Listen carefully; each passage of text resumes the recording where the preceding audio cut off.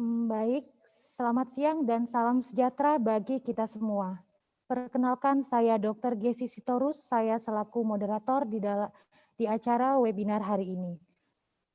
Saya mengucapkan selamat datang dan berterima kasih yang sebanyak-banyaknya kepada rekan sejawat yang telah berpartisipasi di dalam acara webinar yang diadakan oleh Rumah Sakit Mata SMEK Balikpapan yang didukung oleh Perdami Cabang Kaltim Kaltara dan Ikatan Dokter Indonesia Cabang Balikpapan. Saya juga mewakili Rumah Sakit Mata SMEK Balikpapan ingin mengucapkan terima kasih kepada Dr. Nurul Baskoro, spesialis mata, selaku Ketua Perdami Kaltim Kaltara yang telah mendukung terselenggaranya acara webinar hari ini.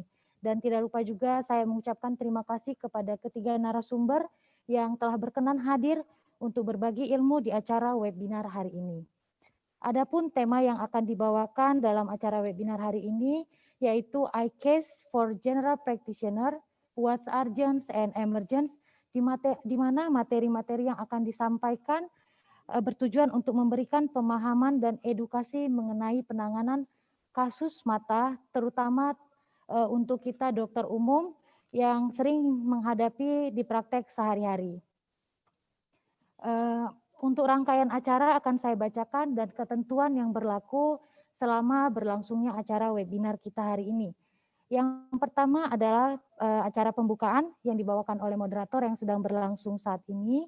Dan yang selanjutnya yaitu kata sambutan yang dibawakan oleh Dr. Nurul Baskoro, spesialis mata, selaku Ketua Perdami Cabang Kaltim Kaltara. Dan kemudian sesi materi yang terdiri dari 3 topik. Yang pertama yaitu topik kelainan refraksi mata yang dibawakan oleh Dr. Julius Lamaiga, spesialis mata. Topik yang kedua yaitu visual disturbance, when to treat and when to refer yang disampaikan oleh Dr. Eka Valentinawati, spesialis mata. Dan topik yang ketiga yaitu emergensi pada mata yang dibawakan oleh Dr. Santi Wardani, Magister Kedokteran Ophthalmologis, spesialis mata. Dan yang acara selanjutnya yaitu sesi tanya jawab. Peserta diharapkan bertanya pada kolom Q&A dan tidak menuliskan absensi pada chat ataupun kolom Q&A. Dan jika menonton pada YouTube dapat dibuat pertanyaan pada kolom komen. Nanti pada saat acara webinar berlangsung, link absensi akan dibagikan dan peserta wajib mengisi link absensi untuk mendapatkan SKP, sertifikat SKPID. Kemudian acara yang terakhir yaitu kesimpulan dan penutupan. Baik, untuk mempersingkat waktu, kita akan masuk ke acara yang selanjutnya yaitu kata sambutan dari Dr. Nurul Baskoro, spesialis mata, selaku Ketua Perdami Cabang Kaltim Kaltara. Namun pada hari ini beliau berhalangan untuk bersama-sama bergabung dengan kita di Zoom, namun beliau membuat video kata sambutan yang nanti akan di-share oleh admin kita. Silakan admin dapat di-share videonya.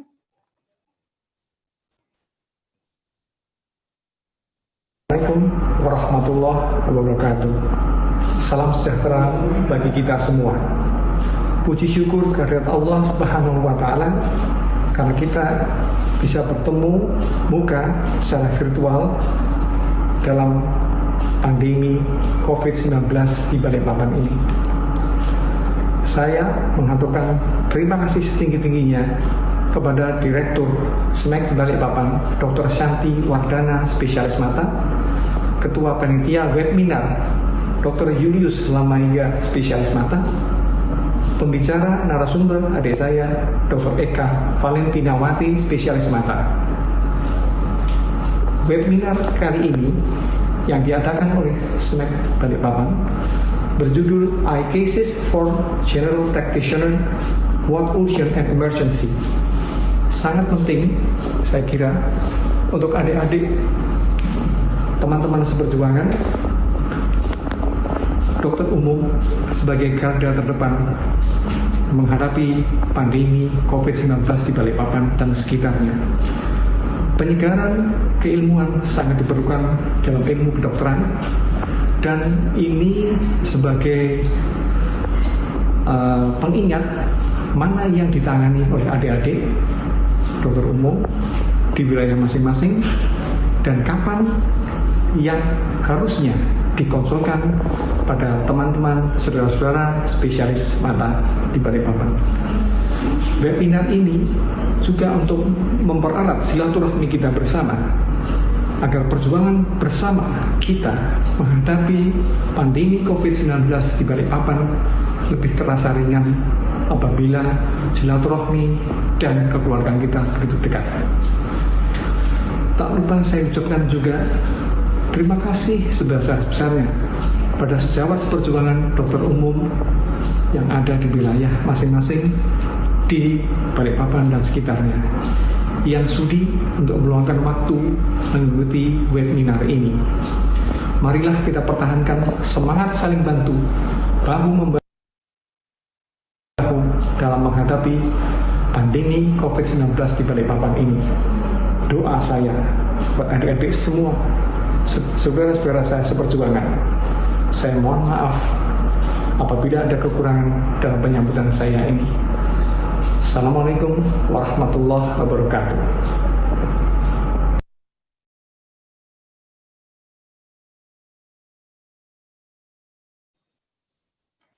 Baik, terima kasih untuk kata sambutan yang dari Dr. Nurul Baskoro, spesialis mata. Untuk acara yang selanjutnya, yaitu sebelum masuk ke sesi materi, saya akan menampilkan video virtual care Rumah Sakit Mata SMEK. Untuk admin, silakan di-share videonya.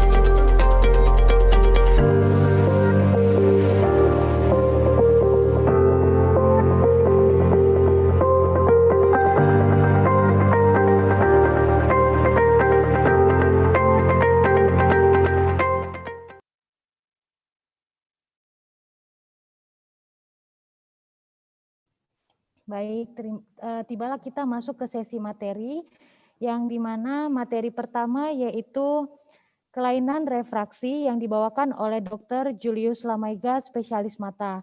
Sebelumnya saya akan membacakan kurikulum vitae dari Dr. Julius Lamaiga, spesialis mata.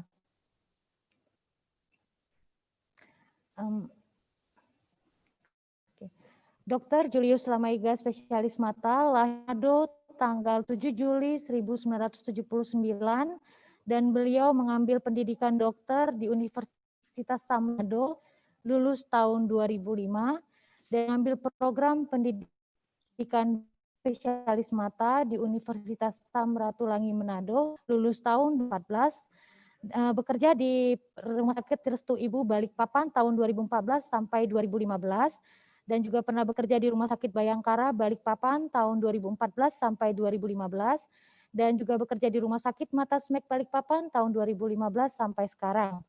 Organisasi yang diikutin beliau yaitu Perdami Cabang Kaltim Kaltara dan Ikatan Dokter Indonesia Cabang Balikpapan.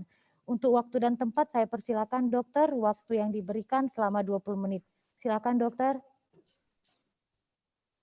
Baik, terima kasih untuk waktunya. Jelas ya suara saya? Bisa kedengaran? Bisa, bisa ya? Ya, bisa dokter. Oke. Baik, selamat berjumpa lagi teman-teman sejawat, baik yang dari Kaltim, Kaltara maupun seluruh Indonesia. Sejauh ini saya lihat sudah, terima kasih untuk para peserta yang sudah setia mengikuti sampai pada sore hari ini ya. Ini jam-jam yang kritis ya.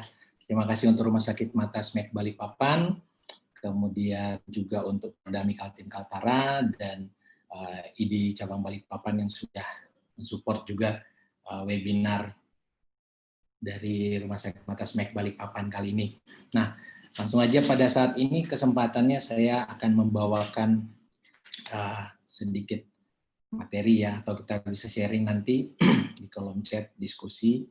Saya bawakan tentang kelainan refraksi. Kenapa kelainan refraksi? Karena kelainan refraksi ini hal yang utama dalam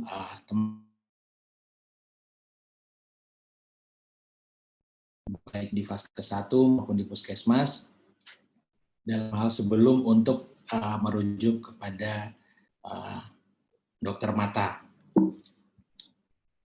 Oke. Ya, kelainan refraksi ini sebenarnya apa sih refraksi itu? Refraksi sebenarnya adalah bahasa Indonesia pembiasan ya. Pembiasan itu dalam optika geometris itu didefinisikan sebagai perubahan arah rambat partikel cahaya akibat terjadinya percepatan. Nah, jadi refraksi ini adalah sebenarnya pembiasan cahaya yang terjadi pada saat waktu masuk ke dalam mata kita ya. Nah, pada media refraksi ini bisa jadi gangguan ya. Kelainan ini bisa oleh karena gangguan. Yang pertama biasanya anatomis. Anatomis itu biasanya oleh karena struktur atau bentuk ya dari bola mata itu sendiri, seperti misalnya pada media refraksi korneanya mengalami keratokonus ya, atau sumbu bola mata yang pendek atau panjang, aksial lengthnya yang kita tahu bahwa aksial length normalnya ada sekitar 23 mm. Nah, bisa juga gangguan ini disebabkan oleh karena penyakit ya. Penyakit banyak lah ya dari kornea. Kalau mata merah kita tahu misalnya pada kornea ada keratitis ya. Kemudian penyakit-penyakit yang lain juga yang mengganggu tajam penglihatan. Ada juga oleh karena proses degeneratif. Nah, proses degeneratif ini biasanya pada usia-usia yang lanjut juga, seperti katarak atau kelainan pada makulanya. Nah, ada juga yang terganggu atau mengalami kelainan refraksi oleh karena trauma. Ya, trauma itu pasti berhubungan juga dengan media refraksinya yang terganggu. Nanti itu akan dibahas oleh Dr. Eka sama Dr. Santi untuk hal tentang trauma dan penyakit-penyakitnya. Nah, media refraksi itu terdiri dari 4 ya. Pada bola mata itu yang kita tahu ada kornea, lensa, kosumor, dan retina. Kenapa ini yang saya agak tulisannya besar? Karena kornea dan lensa ini memegang peranan terpenting atau terbesar dalam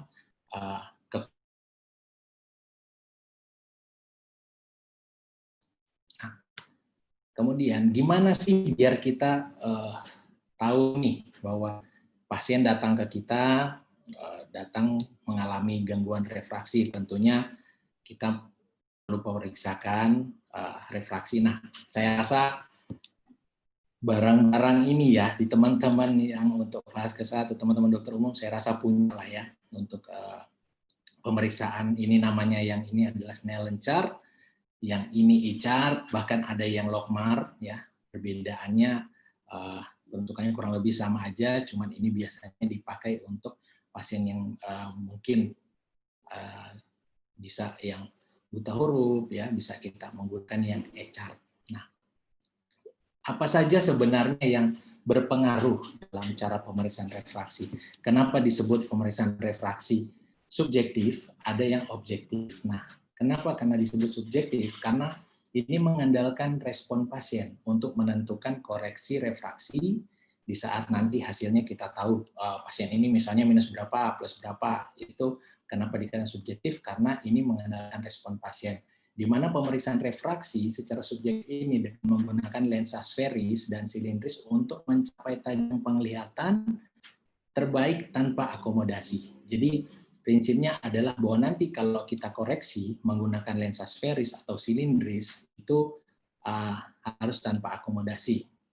Nah, sejawat sekalian bahwa ini Snellen chart ya yang biasa ada ya. Nah, kita tahu bahwa ini pemeriksaan ini memerlukan baik ruangan yang khusus ataupun bahkan jarak yang ada ya. Nah, gimana sih ruangan yang khusus seperti apa?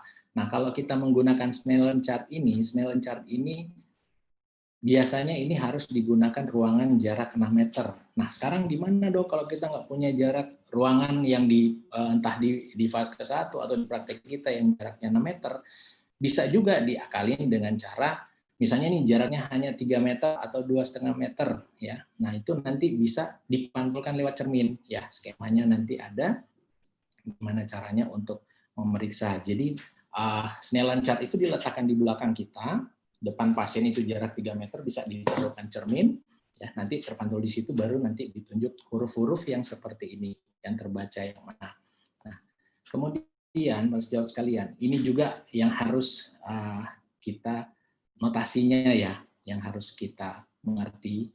Kadang kalau ini 20/200 ini dalam feet, kalau kita biasanya menggunakan juga dalam meter, ya ini kalau dia 20/200 itu adalah 6/60 dalam meter, kalau ini dalam feet ya, atau 20/2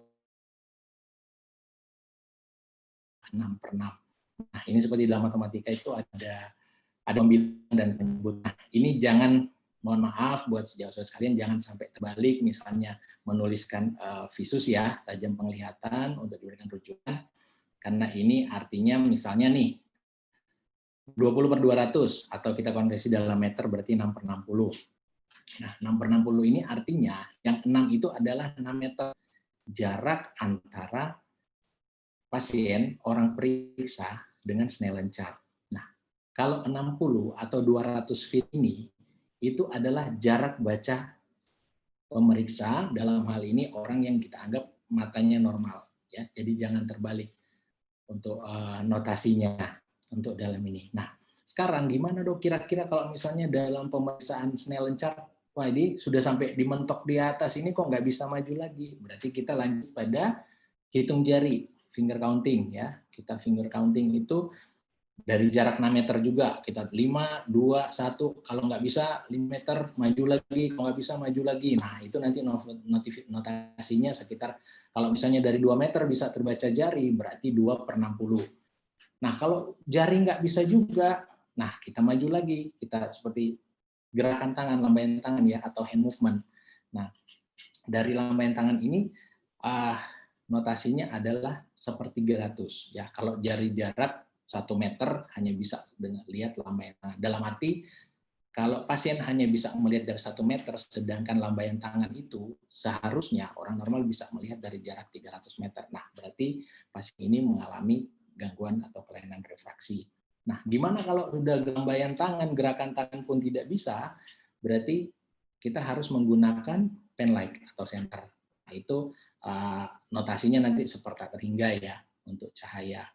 Nah, kemudian bagaimana caranya untuk itu tadi teknik untuk kita visus dasarnya ya, bahasanya ya visus dasar. Nah, kalau teman-teman sejawat semuanya punya alat seperti ini namanya trial set ya. Trial set di sini ada isinya trial frame, ada yang merah ini lensa sferis negatif dan ini silinder negatif, ada sferis positif, ada silinder positif ya. Nah, kalau misalnya teman-teman sejawat punya trial set ini, bisa dipakaikan trial frame-nya, kemudian mata sebelahnya ditutup dengan occluder, kemudian diperiksa. Nah, misalnya saya kasih contoh ya, misalnya pemeriksaan hanya sampai misalnya 20/50 dalam feet ya, atau sekitar 6/15. Nah, begitu kita periksa hanya sampai 6/15, kita ambil satu lensa sferis negatif dan satu lensa sferis positif, kemudian kita taruh, misalnya kita periksa dulu mata sebelah kanan. Nah, kita taruh misalnya sferis minus setengah, kita ambil setengah negatif 0,5 untuk sferis yang satu, yang satunya sferis plus 0,5. Kita taruh yang minus 0,5, tanya, Bapak, Ibu, terang atau kabur? Oh, kabur. Nah, kalau kabur kita gantikan lagi dengan sferis plus 0,5. Nah, pasien bilang, oh iya terang. Nah, berarti kita pemeriksaannya, koreksinya itu kita mulai dari kita pakai yang sferis positif. 0,5 kita naikkan mungkin 0,75, 0,1 sampai tercapai visus maksimal. Yang kita harapkan adalah di 20/20 atau 6/6. Nah, jadi pertanyaan lagi nih, Dok, kira-kira kalau kita nggak punya trial set, ya udah mungkin maaf ya, pakai seperti ini ya, alat ini. Entah kita bisa beli atau mungkin kita modifikasi ya, bahwa yang satunya benar-benar tertutup occluder, yang satu kita kasih lubang kecil di tengah, pinhole namanya. Nah, begitu mata sebelah kiri kita tutup, mata sebelah kanan kita pakai pinhole, jadi pertama kita tidak pakai pinhole dulu, langsung kita periksakan visusnya. Dia bisa terbaca misalnya sampai dengan tidak pakai pinhole, dia awalnya hanya terbaca sampai di 20/15 misalnya. Nah, begitu kita pakai pinhole, dia bisa maju sampai 20/20 atau 6/6. Nah, itu tandanya bahwa pasien ini mengalami kelainan refraksi. Nah, kalau tidak punya hal seperti ini, berarti mungkin para sejawat ya mungkin langsung merujuk ya ke tingkat lanjut lagi. Nah, untuk objektifnya ya mungkin itu seperti strik retinoskopi, itu nanti bisa dari kita yang periksakan untuk hal ini. Kenapa saya tekankan lebih ke subjektif, karena dari standar kompetensi dokter Indonesia ya, bahwa itu harus pemeriksaan refraksi yang subjektif itu harus dikuasai, kalau nggak salah ininya 4A deh, harus mandiri ya dari dokter umum sekalian. Nah, ini saya ambil juga dari standar kompetensi dokter Indonesia, di mana apa sih yang refraksi itu yang perlu, yang sudah bisa ditangani secara mandiri. Tapi kita kembali lagi ya, apabila tersedia peralatan, tersedia mungkin SDM yang untuk pemeriksaan ini, mungkin di fase 1 mungkin bisa dilaksanakan. Nah, seperti ini, grade-nya adalah 4A, hipermetrop ringan, miopia ringan, astigmatisme ringan, presbiop, itu harusnya sudah bisa ditangani oleh dokter umum, karena kompetensinya adalah 4A, itu bisa mandiri. Nah, yang ringan-ringan ini berapa batasannya? Ringan-ringan ini kalau dari literatur dikatakan bahwa kurang dari 3 dioptri. Jadi kalau masih -3 ke bawah atau spheris +3 ke bawah, itu masih bisa ditangani oleh dokter umum. Nah, untuk pemberian resep kacamatanya atau gimana, saya kurang tahu juga ya regulasinya seperti apa langsung diarahkan ke optik atau seperti apa. Oke, nah kita bahas ya tentang hipermetrop. Saya hanya bahas singkat-singkat saja. Hipermetropia ini disebut dengan rabun dekat. Rabun dekat dalam arti dekat bukan jarak kurang lebih 60 cm lah ya ke depan. Nah, gambaran penglihatannya adalah seperti ini. Jauhnya terang, tetapi kok jarak sekian ini kok agak kabur. Nah, hipermetrop itu disebut rabun dekat ya. Nah, jadi sinar-sinar yang datang sejajar masuk ke dalam bola mata itu dibiskan di belakang retina. Harusnya jatuhnya di retina ya, di fovea centralis ya. Nah, hipermetrop ini nanti dikoreksi menggunakan lensa sferis positif. Kenapa sih dok lensa sferis positif? Nah, lensa sferis positif ini kenapa? Karena ini lensa ini berhubungan dengan kalau kita belajar optik ya, itu ada dari indeks bias, ada dari divergens, ada jarak fokus. Nah, kalau untuk lensa sendiri ya yang sferis positif, kenapa dia disebut positif? Karena dia mempunyai daya divergensi yang kuat, daya divergensi yang tinggi. Nah, sehingga disebut dengan lensa konvergens ya untuk lensa sferis positif. Jadi dia dengan dikoreksi dengan lensa sferis positif, dia bisa memfokuskan, menjatuhkan titik fokus tepat pada retina. Nah, seberapa besar lensa sferis positif ini, kembali lagi yang tadi kita awal pemeriksaan refraksi menggunakan trial set untuk kita tahu ya. Nah, kemudian miopia. Nah, miopianya kebalikan dari hipermetropia. Nah, miopia ini disebut rabun jauh atau orang ya awam bilang lah matanya minus. Maksudnya minus apa gitu ya. Nah, rabun jauh. Kenapa seperti itu? Karena miopia maupun hipermetropia itu penyebabnya dia bisa aksial, bisa oleh karena refrakta ya. Aksial itu karena seperti saya sudah di awal tadi bahwa kalender anatomis di mana aksial lengthnya panjang sumbu bola mata itu berbeda. Nah, pada miopia bisa jadi karena sumbu bola matanya kalau yang aksial sumbu bola matanya panjang lebih dari 23 mm. Nah, jadi sinar-sinar yang datang masuk ke dalam bola mata, fokusnya jatuh di depan dari fovea centralis. Nah, karena ini terlalu kuat, makanya digunakan dikoreksi dengan lensa sferis negatif. Nah, kenapa negatif ya? Seperti tadi pada lensa lensa konveks ya, lensa konvergensinya tinggi, lensa sferis positif. Nah, kalau pada miopia dia menggunakan negatif. Jadi dia memiliki divergensi yang rendah sehingga disebut lensa sferis negatif ya. Dan dia bisa untuk membiaskan cahaya untuk jatuh tepat di retina ya, di fovea centralis ya. Jadi dengan menggunakan koreksinya sebesar berapa? Nah, kalau misalnya lensa sferis negatif, misalnya saya kasih contoh, ada pasien kita misalnya visus awalnya 6/20, kita koreksi dengan lensa sferis -1, dia langsung jatuh 6/6, ya kan? Nah, kemudian kita coba lagi naikkan 1,25 minus 1,25, dia tetap 6/6 juga. Yang mana yang kita pakai? Kita pakai adalah yang terendah, ya. Jadi sferis negatif yang terendah. Kenapa begitu? Karena itu sudah ukurannya adalah bahwa penglihatan itu adalah kita seperti tadi di awal saya bilang bahwa pemeriksaan ini harus hasilnya adalah pasien tanpa akomodasi. Ya. Jadi kita kalau untuk miopia prinsipnya kita menggunakan lensa sferis negatif terendah yang memberikan visus maksimal tanpa akomodasi. Di hipermetropia kita memberikan lensa sferis positif ukuran terbesar. Ya. Nah, kemudian ada juga astigmatisme. Ya. Sejawat sekalian, astigmatisme ini apa?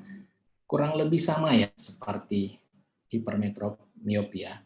Karena dia juga ada koreksinya menggunakan lensa silinder. Silinder itu ada lensa silinder positif, ada lensa silinder negatif. Nah, ini dari segi jatuhnya cahaya, jadi adalah sinar-sinar yang datang masuk ke dalam bola mata dibiaskan jatuh pada titik-titik yang berbeda. Nah, kenapa terjadi itu? Seperti pada korneanya mengalami ada perubahan dari strukturnya, entah korneanya permukaannya tidak rata, itulah yang menyebabkan cahaya atau bayangan yang jatuh ke dalam mata itu seolah dibiaskan pada beberapa titik yang berbeda.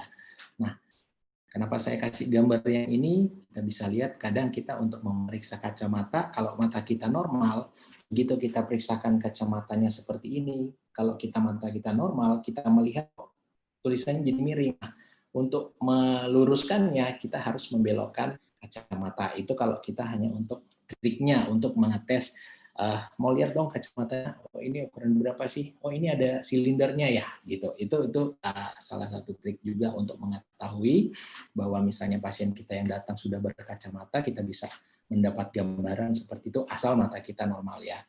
Nah, gimana caranya untuk mengetahui juga? Nah, biasanya ini ada astigmatic fan, ini biasanya ada di atas Snellen chart, yang mungkin teman-teman sejawat punya, yang astigmatic fan ini. Nah, di sini juga, kalau orang memang matanya silinder, pasiennya silinder, pasti akan melihat salah satu garis mana yang terang, dan yang lainnya pasti akan kabur. Ini ada juga duochrome test ya. Duochrome test itu biasanya nanti kita yang lakukan untuk di tempat itu untuk astigmatisme. Nah, ini presbiopia. Nah, presbiopia ini. Maaf, Dokter Julius, ya. Saya potong. Waktu tinggal 5 menit lagi ya, Dokter. Oke, baik. Terima kasih, Dokter. Ya, jadi presbiopia ini adalah kabur membaca dekat. Ya, jadi sekali lagi bukan soal oh ini kalau kita sudah mulai usia 40 tahun ke atas ya, kok saya tanpa kacamata harus membaca agak jauh ya. lama-lama pakai tongsis ya. Nah itu sebenarnya karena faktor usia. Jadi bukan karena pada kelainan seperti pada hemiopia atau hipermetropia, itu karena sudah mulai lensa kita sudah mulai mengeras, fluorescensnya sudah mulai lemah, sampai kita harus menggunakan kacamata untuk membaca. Nah, itu mulai dari 40 itu menggunakan +1, seterusnya umur 50 +2 dan seterusnya, umur 60 +3. Nah, lensanya sama, koreksinya lensa sferis positif untuk presbiopia ini. Nah, biasanya juga lensa sferis positif ini yang untuk presbiopia kadang kita perlu periksa, harus pertanyakan juga kepada pasien untuk yang masih produktif, aktivitasnya seperti apa. Misalnya kalau tukang jahit itu katakan dia usia 50, harusnya dia pakai +2. Tapi kalau dia jaraknya lebih dekat, berarti itu kita harus sebenarnya naikkan. Berbeda, misalnya dia usia 50 tahun, pekerjaannya tukang kayu, mau gergaji dan sebagainya. Karena ini adalah 30 cm itu adalah jarak baca. Jadi kita kembalikan lagi bahwa fungsi dari koreksi untuk presbiopia ini lebih kepada jarak kerjanya. Nah, gimana tata laksananya? Tata laksananya ada bermacam-macam ya, ada non bedah, ada bedah refraktif. Nah, non bedah itu ya seperti pada umumnya lah ya, ada menggunakan lensa kontak, ada menggunakan kacamata. Kemudian kita juga harus edukasi gimana sih menggunakan lensa kontak ini, amannya sih hanya berapa jam dalam sehari. Kemudian yang mana yang terbaik ukurannya, karena lensa kontak juga ada soft contact lens, ada hard, ada rigid gas permeable contact lens. Nah, kacamata juga ya itu harus kita edukasi juga ya ke pasien, karena ada yang setelah dibikin kacamatanya jadi pusing, malahan jadi nggak enak. Nah, itu permasalahan kemungkinan ada dari frame-nya. Frame-nya itu juga harus sesuai. Nah, waktu pada saat tadi, maaf saya lupa, bahwa kita juga harus mengukur jarak antara kedua pupil sebelum kita melakukan pemeriksaan refraksi. Nah, kalau yang bedah refraksi ya seperti ini ya. Sejawat sekalian ada lasik, namanya ya sekarang sudah sampai yang femtolasik, atau bahkan kita implantasi iol, seperti yang kita lakukan pada pasien-pasien katarak. Nah, jadi sebenarnya sejauh sekalian kita dengan kita memeriksa kelainan refraksi ini kita tahu bahwa mana nih kasus yang masih bisa kita tangani, mana yang sudah sebaiknya kita rujuk. Itu kembali lagi karena pemeriksaan visus atau kelainan refraksi ini harus kita tahu karena ini adalah pemeriksaan dasar untuk menjadi pacuan kita untuk bisa merujuk kepada dokter mata atau vaskes tingkat lanjutan. Nah, saya rasa seperti ini adalah penyakit-penyakit di gambar ini adalah yang sering kita jumpai, yang sering teman-teman sejawat rujuk ke kita. Nah, sebenarnya ini juga ada beberapa yang sebenarnya bisa diatasi ya dari teman-teman sejawat sekalian. Mudah-mudahan ini bermanfaat buat sejawat. Kalau masih ada pertanyaan silakan di kolom chat. Kalau masih ada yang mau ditanyakan nanti ada untuk waktu untuk diskusi sebentar. Jadi sekian dari saya. Terima kasih atas perhatiannya. Salam sehat semuanya. Terima kasih. Baik. Ya. Baik, terima kasih Dr. Julius Lamega, spesialis mata atas penyampaian materinya yang sangat menarik dan mudah dimengerti. Dan saya sadari bahwa kelainan refraksi ini sangat-sangat sering kita jumpai di praktek, khususnya praktek dokter umum ya teman-temannya. Nah, saya mengingatkan kembali jika peserta ingin bertanya dapat bertanya pada kolom Q&A dan tidak usah memberikan absen pada chat karena nanti link absensinya akan dibagikan oleh admin kita. Baik, kemudian kita masuk ke materi yang kedua dengan topik visual disturbance, when to treat and when prefer yang dibawakan oleh Dr. Eka Valentinawati, spesialis mata. Sebelumnya saya akan membacakan kurikulum vitae dari Dr. Eka. Baik, Dr. Eka lahir di Samarinda tanggal 10 Januari tahun 1971. Dr. Eka mengambil program dokter umum di Universitas Hang Tuah Surabaya tahun 1990 sampai 1997. Pendidikan dokter spesialis mata dari Universitas Brawijaya Malang tahun 2003 sampai 2006. Fellowship yang pernah diikuti oleh Dr. Eka yaitu Fellowship Medical Retina UI tahun 2006 sampai 2007, kemudian Short Term Manual Sticks Training Program at Arafin Eye Hospital di India tahun 2007, kemudian Short Term PECO Emulsification Training Program at Arafin Eye Hospital di India tahun 2008, dan Course on Laser in Diabetic Retinopathy Management at Arafin Eye Hospital di India tahun 2009.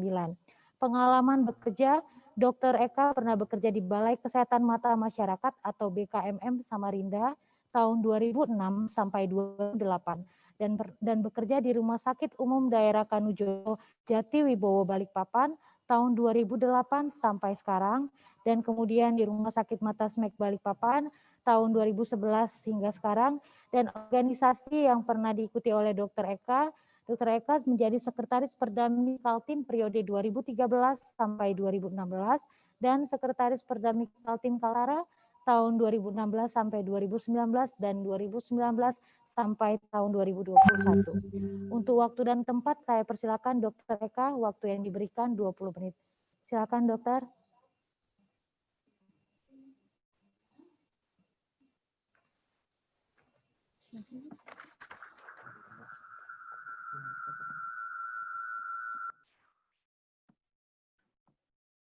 Terima kasih Dr. Gesi atas kesempatan yang diberikan.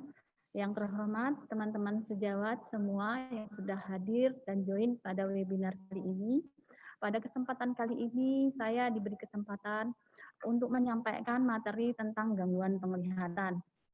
Saya yakin teman-teman sejawat semua sudah memahami dan sering menghadapi dalam praktek sehari-hari, sehingga apa yang saya sampaikan kali ini lebih sekedar berbagi dan mengingatkan kembali apa saja yang menyebabkan gangguan penglihatan mana yang sebaiknya dirujuk, mana yang tidak, dan mengenali gangguan-gangguan mata yang berpotensi mengancam penglihatan.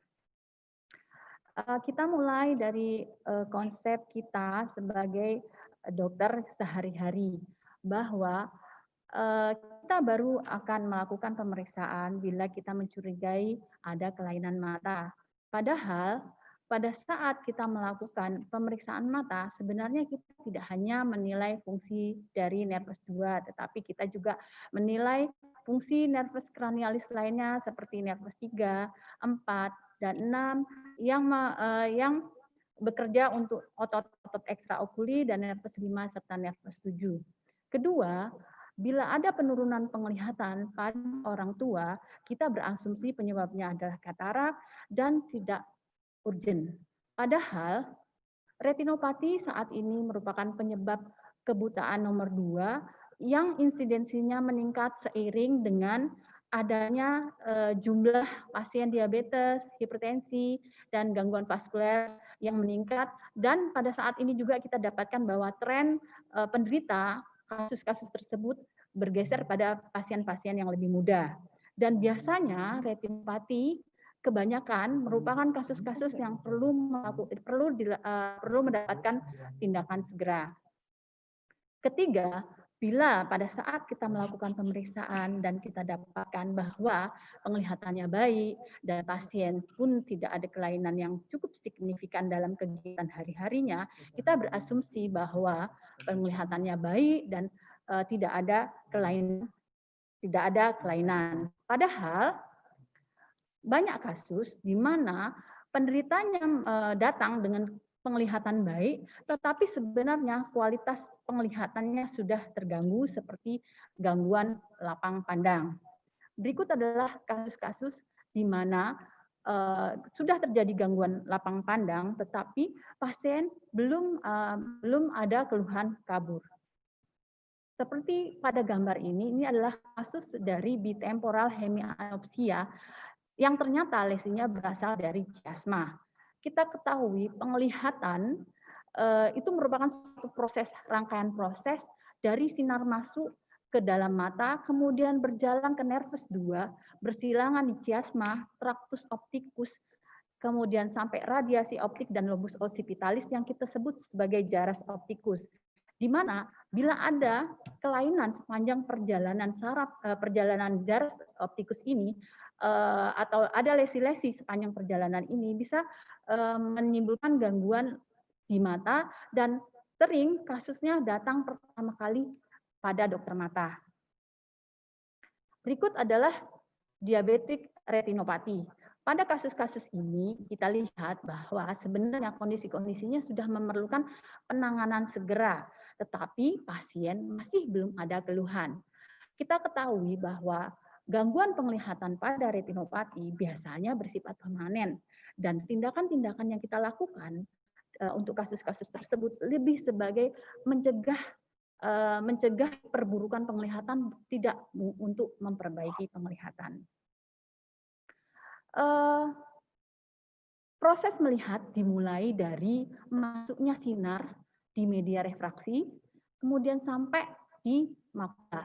Media refraksi seperti pada garis merah ini terdiri dari kornea, humor aqueous, lensa, badan vitreus, kemudian makula retina. Makula retina adalah area dari retina yang merupakan pusat dari tajam penglihatan. Apabila areal ini baik, tidak ada kekeruhan, makulanya baik, biasanya pasien datang dalam kondisi penglihatan baik. Tetapi kualitas penglihatan tidak hanya dipengaruhi oleh media refraksi dan retina. Bagian-bagian mata lainnya atau di luar mata seperti otot-otot ekstraokuli, retina perifer, dan jaras optikus juga berperan dalam menghasilkan kualitas penglihatan yang baik. Misal terjadi adanya gangguan di retina perifer. Retina perifer itu adalah retina yang di luar makula seperti tampak di gambar bahwa ini retina makula, di luar makula itu adalah retina perifer. Bila terjadi gangguan, misalnya adanya robekan retina, keluhan pertama pada pasien ini adalah melihat bintik-bintik hitam atau rambut-rambut hitam yang kita sebut floaters. Bila kemudian ada gangguan di rectus, otot-otot ekstraokuler, pasien biasanya datang dengan keluhan penglihatan double. Atau bila kondisi mata baik, segmen anterior baik, posterior baik, tetapi ada gangguan penglihatan, kita harus berpikir bahwa kemungkinan kelainannya berada di jaras optikus yang manifestasinya berupa gangguan lapang pandang. Gangguan floater, gangguan penglihatan ganda, dan gangguan lapang pandangan ini biasanya penglihatannya baik dikarenakan media refraksi dan makulanya dalam kondisi baik. Mata kita bagi dua, yaitu segmen anterior dan segmen posterior. Segmen anterior terdiri dari kelopak mata, konjungtiva, kornea, sklera bagian anterior, humor aqueous, iris, dan lensa. Di mana bila ada gangguan di segmen anterior, biasanya keluhan pasien berupa mata merah, berair, atau sensasi benda asing. Di segmen posterior, itu terdiri dari vitreous gel dan retina optic nerve. Gangguan-gangguan pada segmen posterior biasanya pasien datang matanya tenang tetapi keluhannya berupa kabur atau gangguan penglihatan lainnya. Berikut adalah alur berpikir yang mungkin bisa membantu teman-teman menginklusi dan mengeksklusi kelainan-kelainan mata disesuaikan dengan keluhan pasien bila ada pasien datang dengan keluhan mata. Pada umumnya pasien itu datang untuk periksa mata, keluhannya berupa gabur atau mata merah. Kita bagi kelompok pasien, satu dengan kelompok pasien dengan mata merah, yang kedua adalah mata tenang. Seperti yang saya sampaikan sebelumnya, bila mata merah kemungkinan gangguannya berada di segmen anterior. Mata tenang sebagian besar gangguannya berada di segmen posterior dan pasien datang dengan keluhan kabur. Bila ada mata merah, yang kita lakukan adalah pemeriksaan dasar, visus dasar, untuk mengetahui apakah mata merahnya disertai dengan kabur atau tidak. Apabila disertai dengan kabur, kita berpikir kemungkinan kelainannya berada di media optikus, media refraksi. Kemudian apabila ada mata merah disertai kabur, yang kita harus ketahui berikutnya, adakah tanda-tanda tekanan bola mata tinggi atau tidak? Caranya adalah dengan tes palpasi, dengan mengecek tekanan secara palpasi, atau bila ada dengan SIOTS di puskesmas. Tetapi apabila kita pada saat meraba mata pasien, kita rasa bahwa tekanannya normal dan ada undulasi, dan kemudian kita bandingkan dengan mata sebelah terasa hampir sama, masa kita bisa beranggap bahwa tekanan bola matanya normal. Kelainan-kelainan apakah bila mata merah disertai kabur, tetapi ada tekanan bola normal? Kemungkinannya adalah sebagai berikut. Ada kelainan di kornea yang kita sebut keratitis, ulkus kornea, atau ada radang di uveitis atau iritis, atau bahkan endophthalmitis, yang mana kelainan-kelainan ini biasanya memerlukan penanganan oleh seorang dokter spesialis mata. Kemudian bila mata merah ada kabur, kemudian tekanan bola matanya tinggi. Kasus saya rasa teman-teman sudah cukup kenal dengan kondisi ini. Biasanya memang yang terjadi adalah glaukoma akut, apalagi bila penderitanya datang disertai nyeri kepala dan mual muntah. Kondisi ini adalah suatu kondisi emergensi yang mana pasiennya perlu penanganan sangat segera. Kemudian bila pasien datang mata merah tetapi tidak disertai kabur, artinya kemungkinan kelainannya adalah di segmen anterior yang tidak melibatkan media refraksi. Kemungkinan adalah konjungtivitis, pterygium, episkleritis, skleritis, dan mata kering, yang mana sebagian besar dari kasus-kasus ini bisa ditangani di teman-teman sejawat, kecuali mungkin skleritis yang perlu nantinya penanganan oleh seorang dokter mata. Kelompok berikut adalah kelompok mata tenang. Di kelompok ini yang kita lakukan adalah pemeriksaan refraksi untuk menentukan apakah kekaburan pada pasien, keluhan kabur atau gangguan penglihatan pada pasien ini dapat kita koreksi dengan kacamata atau tidak. Bila hasilnya bahwa ternyata hasil koreksinya masih kurang dari tidak maksimal atau kurang dari 6/6, artinya pasien ini datang matanya tenang, kemudian disertai kabur. Kaburnya kita pilih lagi, kita bagi lagi, apakah kaburnya terjadi perlahan-lahan ataukah mendadak. Nah, apakah yang menyebabkan pasien datang dengan mata tenang dan kabur perlahan-lahan?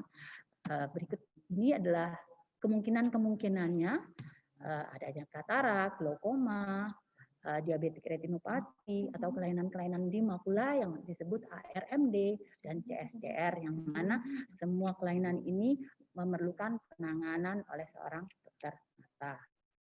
Bila mata tenang, penglihatannya kabur dan terjadinya mendadak, artinya pasien datang pada saat kita tanya kekaburannya itu terjadi sesaat, jadi langsung tidak bisa melihat atau langsung sebagian atau seluruhnya tidak bisa melihat.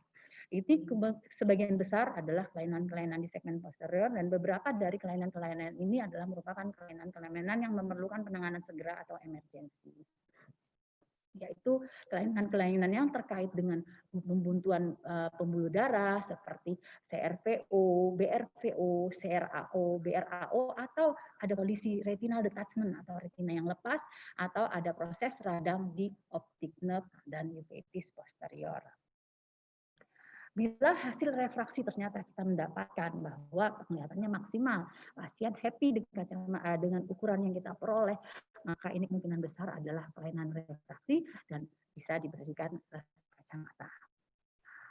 Ada kalanya kita mendapatkan kasus di mana pasien datang dengan keluhan gangguan penglihatan, tetapi hasil pemeriksaan kita tidak kita dapatkan gangguan penglihatan, atau ada gangguan penglihatan dikasih kacamata hasil maksimal, tetapi pasiennya tetap tidak happy, atau bahkan mungkin kita sudah memberikan resep kacamata dan pasien sudah memakai ukuran kacamata tersebut, tetapi pasien dalam beberapa hari atau beberapa bulan kemudian kembali lagi dengan keluhan yang tidak tidak yang sama, artinya tidak ada perubahan dari gangguan penglihatannya setelah diberi kacamata. Seperti yang saya sampaikan sebelumnya bahwa pada saat kita menilai fungsi penglihatan, kita tidak hanya menilai dari media refraksi dan makula. Banyak bagian-bagian dari mata atau di luar mata yang juga berperan dalam menghasilkan kualitas penglihatan yang baik. Sehingga apabila kita mendapatkan kasus seperti ini, yang harus kita lakukan berikutnya adalah mencari kemungkinan lainnya dari apa yang di luar dari media refraksi dan makula, yaitu apa kemungkinan gangguan di retina perifer, apakah kemungkinan ada gangguan di gerakan bola mata, apakah kemungkinan ada gangguan di jaras optikus. Yang pertama kita harus periksa kemudian adalah melihat ada kemungkinan penglihatan double atau tidak. Jadi pertanyaannya lebih dipertajam lagi, apakah Bapak memang ada keluhan yang dimaksud kabur pada pasien ini, apakah yang dimaksud dengan penglihatan ganda, karena tidak semua pasien bisa menyampaikan keluhan gangguan penglihatannya secara clear, secara detail, secara jelas. Yang mereka bisa sampaikan adalah bahwa penglihatan saya tidak enak. Nah, apabila ternyata pada saat kita tanya dan kemudian kita periksa, kemudian ternyata ada memang gangguan penglihatan, ada keluhan penglihatan ganda, yang kita lihat kemudian apakah penglihatan ganda atau diplopia ini terjadi pada satu mata atau terjadi dua mata. Jadi binokulerkah atau monokulerkah? Binokuler berarti penglihatan gandanya terjadi apabila posisi kedua mata terbuka, dan bila posisi satu mata tertutup, penglihatan gandanya menjadi hilang. Tetapi kalau monokuler, baik itu mata ditutup atau terbuka, tetap keluhan gandanya masih muncul. Kemungkinan apabila terjadi diplopia binokuler adalah ada misalignment, artinya adakah gangguan gerakan bola mata, adakah posisi bola mata yang tidak simetris. Kemungkinannya adalah miopati otot-otot ekstraokuli, paresis nervus 3, 4, atau 6, atau bahkan mungkin ophthalmoplegia. Yang mana pada kasus-kasus ini kadang sebagian besar adalah kasus-kasus yang perlu penanganan segera, dan kadang pun tidak hanya dokter mata yang menangani kasus-kasus ini. Kemudian apabila ternyata penglihatan gandanya terjadi pada satu mata, kemungkinan adalah kelainan pada mata tersebut. Kemungkinannya adalah apakah ada katarak, biasanya katarak-katarak baru atau di awal, yang mana kalau kita visus refraksi, kita pemeriksaan visus masih bagus, penglihatan pasien itu biasanya kadang-kadang pun muncul sebagai penglihatan ganda. Kedua, kelainan di kornea atau kelainan di media refraksi lainnya. Apabila kemudian ternyata bahwa tidak kita dapatkan gangguan penglihatan ganda pada pasien ini, apa yang kemudian harus kita pikirkan? Yang kemudian kita harus cek adalah lapang pandangnya. Apakah ada gangguan lapang pandang? Apakah tidak? Apabila ada, jadi yang kita lakukan di sini adalah pemeriksaan tes lapang pandang yang bisa teman-teman lakukan seperti yang pernah diajarkan sebelumnya. Apabila ada, artinya kemungkinannya adalah kelainan-kelainan sepanjang jaras optikus, dan juga ada glaukoma di sini. Glaukoma yang mana tekanan bola matanya tidak terlalu tinggi dan penglihatannya masih baik, sehingga tidak tampak sebagai gangguan penglihatan sebagai penyempitan lapang pandang. Kasus-kasus ini juga kadang, apalagi kalau untuk kelainan di jaras optikus sampai lobus occipitalis, biasanya bukan dokter mata malah yang menanganinya, tetapi mungkin dokter bedah saraf. Berikutnya, kalau lah defek gangguan lapang pandangnya tidak ada, terus kita bagaimana? Oke, kita bisa kemudian menilai adakah gangguan penglihatan yang pasien maksud itu ada floater atau bukan. Floater adalah apa yang kita lihat sebagai titik-titik hitam atau rambut-rambut di lapang pandang kita. Apabila tidak ada, kemungkinan bisa jadi bahwa sebenarnya gangguan penglihatan pada pasien ini merupakan awal dari gangguan segmen posterior, misalnya retinopati, gangguan awal dari papilitis, neuritis, atau gangguan awal dari gangguan jaras optik di mana sudah ada defek lapang pandang atau gangguan lapang pandang yang mana dengan alat-alat dengan fasilitas yang ada di Vaskes 1 tidak terdeteksi.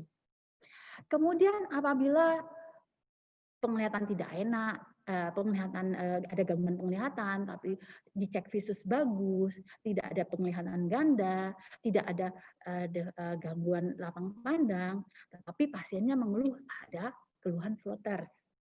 Floaters itu sering terabaikan oleh kita. Entah dari dokternya, entah dari pasiennya. Karena floaters itu sering tidak mengganggu penglihatan pasien, karena dia juga kadang-kadang muncul, kadang-kadang hilang. Padahal floaters itu bisa berarti sesuatu yang cukup serius, yaitu gangguan-gangguan. Floaters itu berarti ada kekeruhan di dalam vitreus. Yang tadinya vitreusnya bening, sekarang mengalami kekeruhan. Siapakah yang menyebabkan kekeruhan pada vitreus? Bisa disebabkan oleh sel-sel pigmen yang berasal dari retina yang robek, atau sel-sel darah merah yang berasal dari perdalan vitreus, atau sel-sel radang yang berasal dari peradangan di vitis posterior.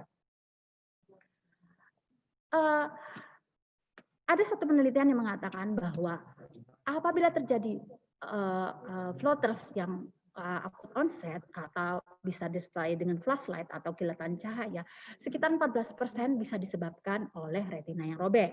Dan retina 50% kasus dari retina yang robek bisa ada risiko terjadi retinal detachment. Alangkah baiknya pasien-pasien ini bisa kita temukan lebih awal, misalnya baru keluhan floater, ternyata baru ada robekan retina saja, belum disertai oleh adanya retina yang lepas. Karena pada saat pasien datang lebih dini, kita bisa melakukan tindakan preventif untuk mencegah terlepasnya retina. Karena begitu retina terlepas, penglihatan pasien menjadi kabur. Kita laksanakannya berupa operasi vitrektomi yang tidak semua fasilitas kesehatan tersedia fasilitasnya, biasanya untuk Balikpapan sendiri atau Kaltim biasanya kita kirim. Ketiga, seandainya pakai berbiaya sendiri, itu biayanya cukup besar. Di Indonesia masih menempati posisi nomor 4 di mana jumlah penduduknya banyak terganggu penglihatannya di bawah Cina, India, dan Afghanistan. Di mana gangguan penglihatan dan kebutaan banyak disebabkan oleh gangguan-gangguan yang sebenarnya bisa dicegah. Oleh karena itu peran teman-teman sejawat dokter umum sebagai pelayan kesehatan di level pertama itu adalah sangat penting untuk mendeteksi gangguan-gangguan yang berpotensi mengancam penglihatan pasien. Maaf Dokter Eka, waktunya 3 menit lagi ya dokter. Ya, ini terakhir. Terima kasih dokter. Oke, pesan yang ingin saya sampaikan bahwa pemeriksaan mata sangat diperlukan, tidak hanya untuk mendiagnosa penyakit-penyakit mata saja. Dan pemeriksaan detail tetap kita perlukan walaupun keluhan matanya minimal. Deteksi dini dapat tidak hanya bisa menyelamatkan penglihatan, tetapi juga menyelamatkan nyawa pasien. Saya rasa demikian. Terima kasih. Assalamualaikum warahmatullahi wabarakatuh.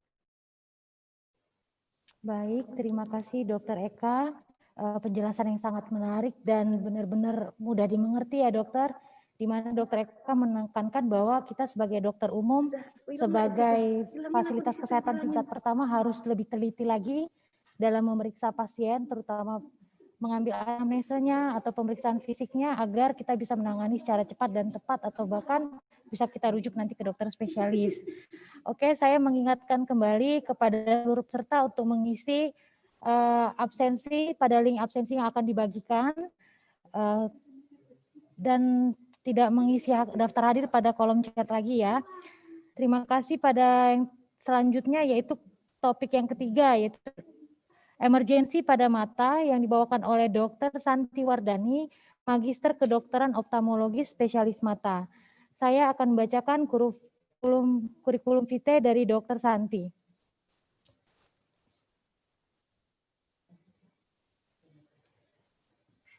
Baik, Dr. Santi Wardani lahir di Langsa tanggal 30 Maret tahun 1977, mengambil program pendidikan dokter umum di Universitas Islam Sumatera Utara, lulus tahun 2002, dan mengambil S2 di Universitas Sumatera Utara, lulus tahun 2013, dan mengambil program pendidikan dokter spesialis mata di Universitas Sumatera Utara dan lulus tahun 2015. Fellowship yang pernah diikuti oleh Dr. Santi yaitu katarak vakoemulsifikasi di Rumah Sakit Mata SMEK Medan tahun 2015, INA CRS tahun 2018 di Jakarta, mini fellow vitreoretina surgery Rumah Sakit Mata Cicendo tahun 2016, medical retina Rumah Sakit Mata SMEK Medan 2016, dan Dr. Santi bekerja di Rumah Sakit Mata SMEK Balikpapan dari tahun 2015 sampai sekarang, dan organisasi yang diikuti oleh Dr. Santi, Persatuan Dokter Spesialis Mata Indonesia atau Perdami, sebagai anggota ID, sebagai anggota Persikaltim Kaltara, dan Asosiasi Rumah Sakit Mata Indonesia atau ARSAMI, Indonesia Society of Cataract and Refractive Surgery atau INA CRS, Indonesia Vitreoretinal Society, dan INA VRS. Untuk waktu dan tempat saya persilakan dokter, waktu yang diberikan selama 20 menit. Silakan Dr. Santi.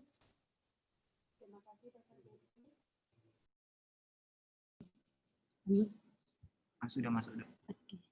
Terima kasih Dr. Gesi. Assalamualaikum warahmatullahi wabarakatuh. Saya ucapkan terima kasih kepada teman sejawat semua yang sudah menyempatkan diri untuk mengikuti webinar ini.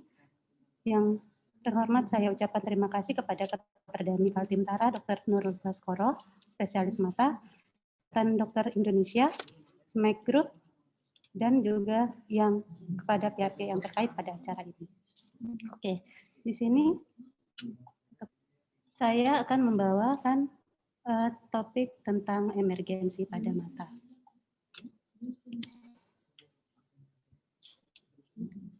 Oke.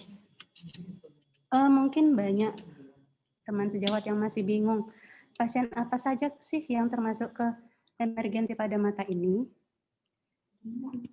Oke, atau kita sebut istilahnya kegawat daruratan.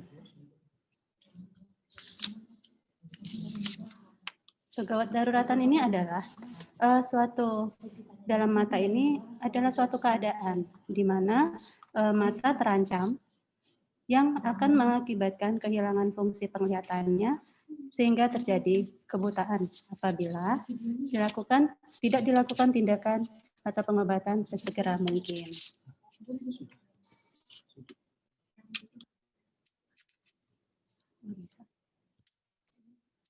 Oke, penyebabnya ada dua, yaitu trauma dan non-trauma. Trauma ada tiga, trauma mekanik, trauma kimia, dan trauma fisik. Di mana trauma mekanik ini ada trauma tumpul, trauma tajam, dan trauma peluru. Trauma tumpul banyak karena terpukul, kena bola, bisa bola tenis atau shuttlecock. Trauma tajam bisa dari pisau, gunting, atau peralatan pertukangan. Trauma peluru bisa kombinasi dari trauma tumpul dan trauma tajam tadi, misalnya seperti peluru karet atau senapan. Kemudian yang kedua adalah trauma kimia. Trauma kimia ini ada dua, trauma basah dan trauma asam. Ya, trauma basah penyebabnya bisa disebabkan oleh sabun, shampoo, pembersih lantai, juga lem. Kemudian trauma asam, ada asam cuka, gas air mata, bahan-bahan asam yang ada di laboratorium. Kemudian yang ketiga, bentuk penyebabnya adalah trauma fisik. Di sini ada trauma termal dan trauma bahan radioaktif.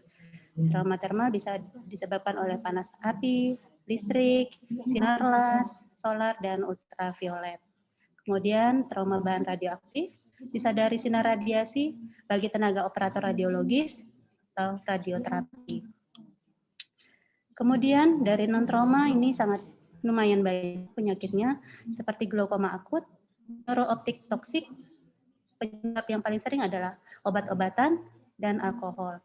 Kemudian ada konjungtivitis gonoro, selulitis orbita, ada ulkus kornea dan endoftalmitis. Nah, yang paling juga yang sangat ini adalah CRAO, Central Retinal Occlusion, dan ablasio retina akut. kita bahas di trauma tumpul, di mana di sini terjadi kerusakan jaringan, bisa ringan sampai berat. Apa yang kita lakukan di sini? Jadi kita harus periksa visusnya. Nah, penglihatannya itu memburukkah setelah trauma? Kemudian mekanismenya, apa yang terjadi, bagaimana cara terjadinya, kapan, dan pertolongan sebelumnya. Apakah sudah diberikan atau tidak?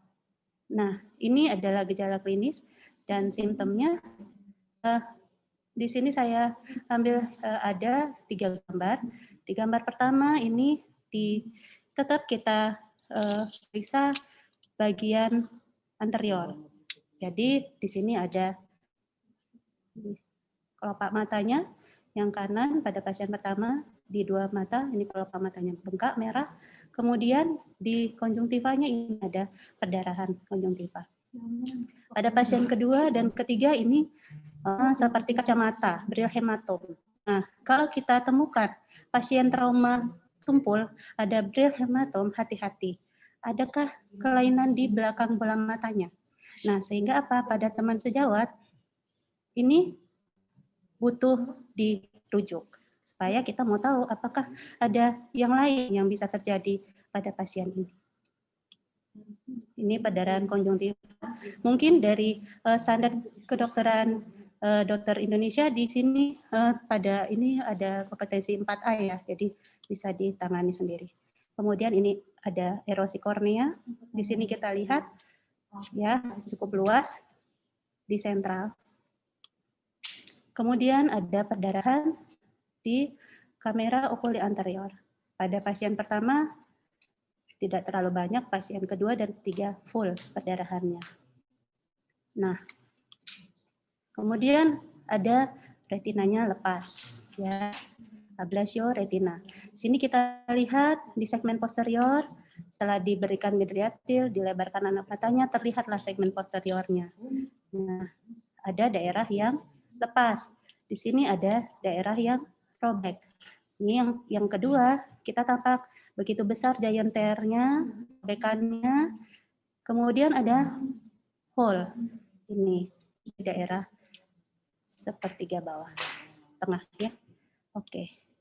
Nah, apa yang harus direncanakan pada pasien trauma, penyebab trauma tumpul ini, pastikan dulu tadi, satu, visusnya. Baik apa tidak? Jadi kalau dia baik, kita observasi. Berikan terapi simptomatis. Tapi jika dalam observasi nanti atau pada saat itu dia datang, pasiennya visusnya menurun, segeralah rujuk ke dokter spesialis mata. Untuk apa? Ya, untuk mengkonfirmasi apakah penyebabnya yang membuat penglihatannya menurun. Kemudian, ataukah ada komplikasi akibat trauma tumpul tersebut. Oke, kita masuk pembahasan yang kedua yang disebabkan oleh trauma tajam. Di sini teman sejawat harus balik lagi, anamnesa harus sangat-sangat kuat. Karena dari anamnesa kita sudah bisa dapat minimal 50-60% untuk ke diagnostik. Nah, jadi benar-benar ditanya, kalau ada keluarganya, panggil keluarganya yang tahu tentang kejadiannya. Nah, bagaimana ketajaman penglihatannya sebelum dan sesudah trauma? Apakah memburuk? Kemudian progresivitasnya gimana? Lambatkah atau mendadakkah terjadinya? Kemudian tanya lagi, riwayat pekerjaannya apa? Karena kita bakal memikirkan curiga adanya benda asing di dalam bola mata.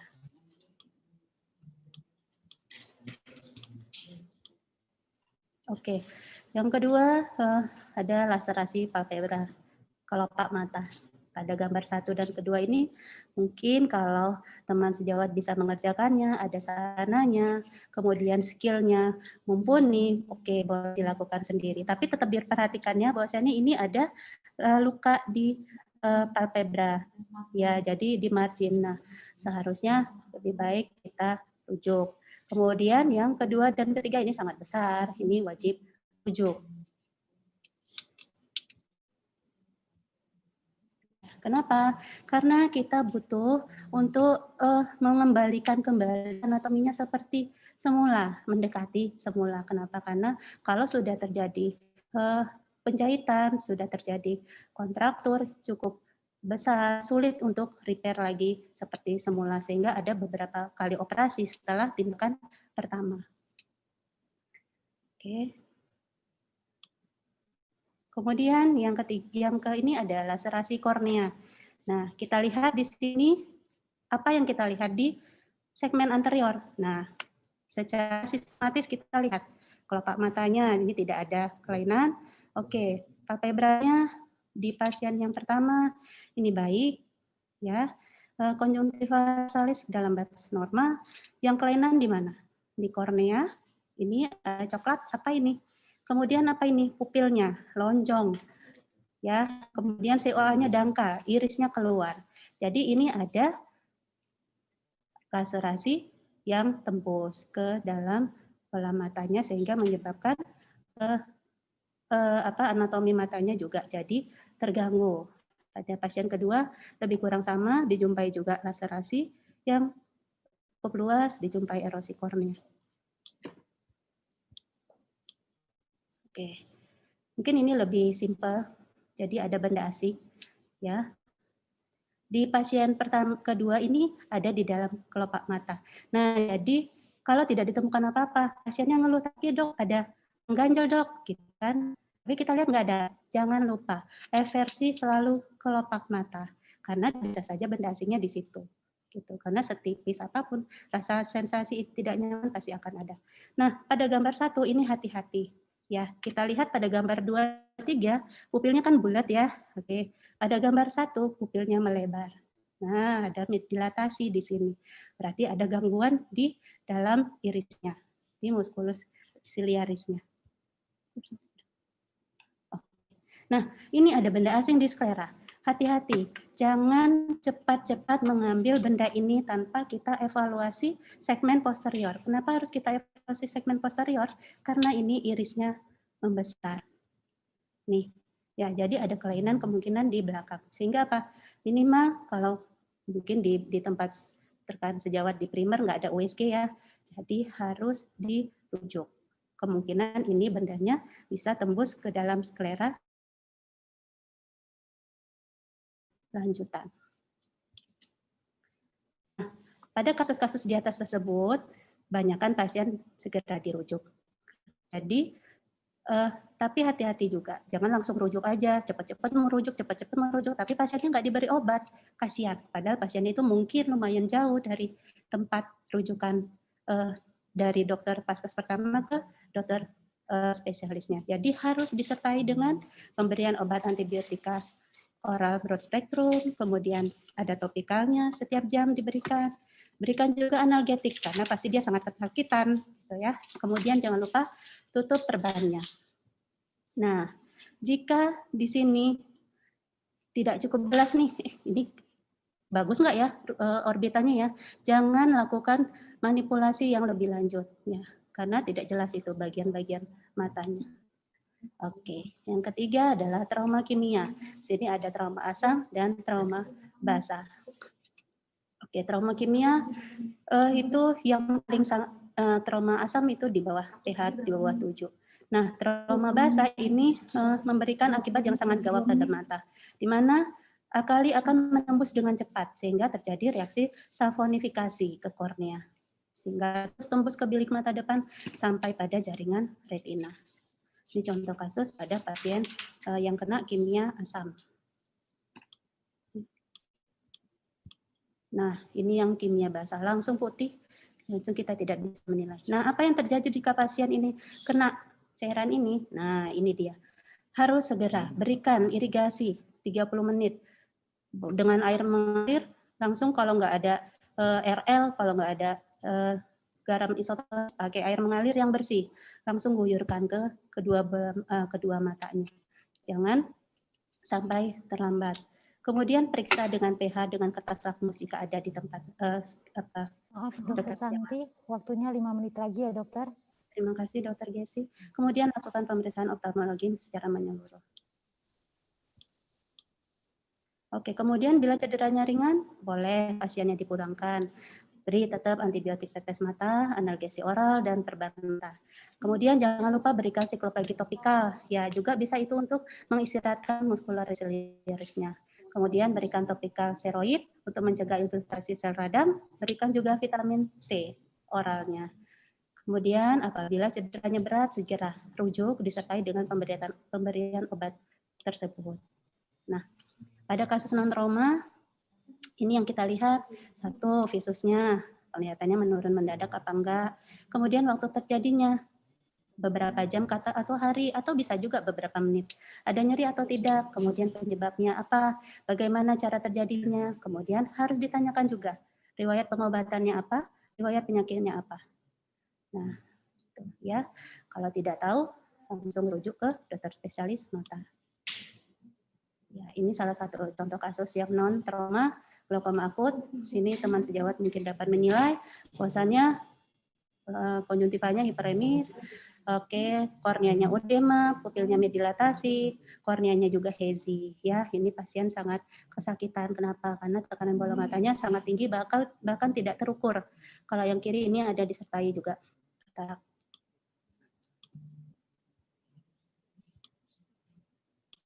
Oke, tolong balikin. Maaf, sebentar. Balik. Previous. Terus balik. Ya. Oke, ini sih. Oh, ini. Oke, kemudian ada ulkus kornea. Nah, ini ya memang simple. Banyak pasien yang dirujuk ke dokter mata sudah banyak terjadi ulkus kornea. Apa penyebabnya? Satu, mungkin tidak tahu. Terus kemudian obat-obatan apa yang diberikan sebelumnya oleh si pasien. Ya, kemudian ini, nah ini endophthalmitis. Hampir-hampir sama kalau kita lihat dengan ulkus kornea, tapi perhatikan segmen posteriornya. Kalau endophthalmitis, segmen posterior pasti keruh, vitreousnya keruh. Nih, ya, nih, ya. Jadi ini keruh, spike-nya juga bergelombang. Kalau ulkus kornea, segmen posteriornya tadi bening, vitreousnya bening. Oke, nah. Kemudian ini selulitis orbita ya, khas. Nah, ini pada anak-anak. Kemudian ini nih yang paling parah, ini pada anak bayi. Nah, konjungtivitis gonoro. Ya, ini pada orang dewasa. Sekretnya begitu pulen, ya, khas banget. Kalau anak bayi kok bisa? Biasanya ini pada bayi 1 bulan diketahui. Karena apa? Kontak dengan pas masa lahir, jalan lahir. Ya, pervaginam. Nah, ini di segmen posterior, jadi CRAO. Adanya oklusi di sentral retina, CRAO ya, retina vein. Oke, jadi ini gambarannya pucat ya, funduskopinya. Ini makulanya seperti cherry red spot. Ini mata kiri sama juga.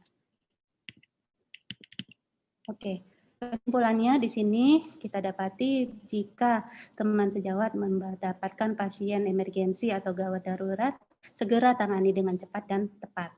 Jika ringan, bisa diobservasi, diberikan terapi simptomatis. Jika berat, segera rujuk ke dokter spesialis mata, disertai dengan terapi suportif tadi. Nah, kegawat daruratan yang disebabkan karena non-trauma, segera rujuk ke dokter spesialis mata. Terima kasih. Assalamualaikum warahmatullahi wabarakatuh. Baik, terima kasih dokter untuk semua materi yang telah disampaikan. 3 topik sudah disampaikan oleh ketiga narasumber kita dan memang sangat jelas dan sangat menarik ya kasus-kasusnya. Nah, di sini di kolom Q&A saya sudah sangat banyak yang bertanya. Tadi sudah 10 pertanyaan dan semua sudah dijawab oleh Dr. Julius Lamega, spesialis mata melalui kolom Q&A. Dan sekarang pertanyaan yang pertama ditujukan kepada Dr. Eka, spesialis mata dari Dr. Albert William Hotomo. Beliau bertanya, saya masih belum mengerti bagaimana teknik pemeriksaan untuk membedakan diplopia monokultur dan binokular. Apakah boleh tolong jelaskan bagaimana caranya Dr. Eka? Silakan Dr. Eka. Baik, terima kasih Dr. Albert dari Waingapu. Jauh sekali ya dok. Terasa jauh sekali kalau dibalik papan ini. Pertanyaannya adalah bagaimana membedakan diplopia monokuler dan diplopia binokuler. Jadi begini Dr. Albert. Diplopia monokuler itu adalah diplopia yang terjadi pada satu mata. Jadi misalnya pasien datang, dok saya melihat double. Kita pastikan lagi double-nya itu kalau mata dua dibuka masih adakah Pak? Kalau mata ditutup apa juga masih ada. Jadi kalau diplopia monokuler dia bisa bilang di satu mata sini dok, tutup mata satunya. Apabila satu matanya ditutup masih tampak double dan bila juga dibuka masih tampak double, itu yang disebut diplopia monokuler. Jadi diplopia yang terjadi pada satu mata. Tetapi yang disebut diplopia binokuler adalah diplopia yang terjadi bila kedua mata dibuka. Jadi kalau misalnya kita membuka mata itu double-nya muncul, tapi kalau satu mata ditutup malah double-nya hilang. Nah, diplopia binokuler disebabkan oleh misalignment. Jadi ada ketidaksinkronan antara mata kanan sama kiri. Misalnya adanya kelemahan-kelemahan otot atau parese nervus. Jadi makanya terjadinya bila dua mata dibuka. Jadi misalnya pasien kemudian yang bisa ditanya kemudian adalah diplopianya terjadi pada sisi mana. Jadi misalnya ada parese nervus 6. Parese nervus 6 itu artinya pasien tidak bisa melirik ke kanan. Double-nya apabila pasien tidak bisa melirik ke kanan, double-nya muncul bila pasien itu disuruh, jadi kan nggak bisa melirik ke kanan nih mata kanan. Double-nya muncul apabila di posisi tertentu yang berlawanan. Nah, tapi kalau mata satu ditutup, double-nya malah hilang. Itu yang disebut diplopia binokuler. Cukup ya Dokter Albert ya. Baik ya, saya rasa sudah jelas ya Dokter Albert. Kemudian kita lanjutkan ke pertanyaan yang kedua untuk Dokter Eka lagi nih. Dari Dokter Niwayan Indah Ningsi. Izin bertanya dokter, jika awalnya hanya terlihat floaters, tetapi kemudian pasien merasa sering melihat kembang api kebiruan, terutama jika sering menggunakan laptop atau capek, apakah yang menyebabkan perbedaan floaters yang ada pada pasien ini? Dan pada pasien ini apakah perlu dirujuk lebih lanjut? Itu dokter pertanyaannya. Jadi keluhan floater itu memang benar-benar sangat subjektif ya Dokter Niwayan Indah Ningsih. Jadi kita sangat tergantung karena kita tidak bisa periksa. Jadi benar-benar keluhannya itu harus kita gali dari anamnesa. Yang harus dipahami bahwa floater itu muncul tidak terkait dengan kegiatan. Artinya bisa muncul anytime. Setiap saat, hanya saja berubah-berubah. Berubah artinya bergerak dengan gerakan bola mata dia muncul kemudian bisa hilang. Tetapi tidak pada satu sisi tertentu. Jadi mau dia dalam kondisi capek, mau dalam kondisi tidak capek, flutter tetap ada. Jadi tidak ada hubungan dengan kegiatan aktivitas di depan komputer. Kedua, ada kembang api kebiruan itu agak kemungkinan besar bahwa itu bukan flutter. Flutter itu biasanya khas kalau warnanya hitam. Biasanya karena perdarahan pasiennya kadang-kadang bisa mengatakan berwarna merah. Jadi seperti itu.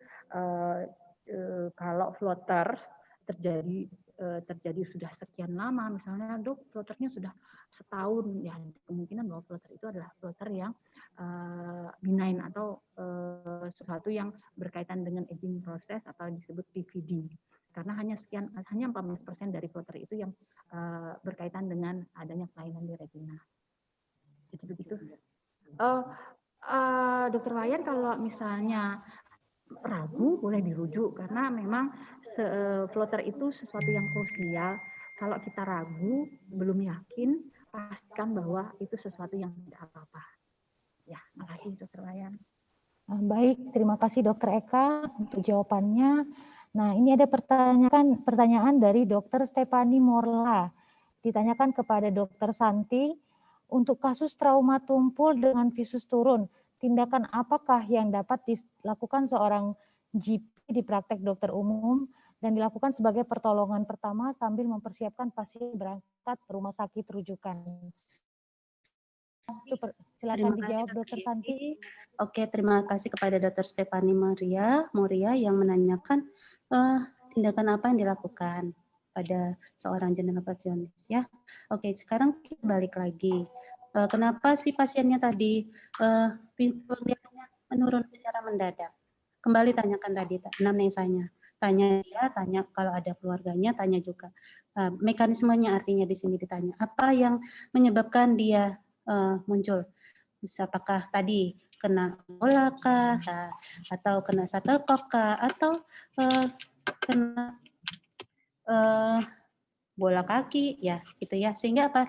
Dari situ kita bisa mengetahui kalau dia kena bola. Kita lihat di segmen anteriornya apa yang terkena. Nah, kalau curiga tadi yang seperti tadi Brill hematom, jadi dua bola matanya itu, dua kelopak matanya itu bengkak, ya. Mungkin yang dikasih tadi analgetik yang tadi untuk kan pasiennya itu dirujuk nih untuk pemeriksaan selanjutnya. Nah, apa yang bisa diberikan? Berikan analgetik, tetap periksa tadi status oftalmologisnya dari kelopak mata sampai ke lensa itu. Kalau bisa kelihatan, biasanya kalau berhematom gitu sulit terjadi spasme dari otot kelopak mata gitu.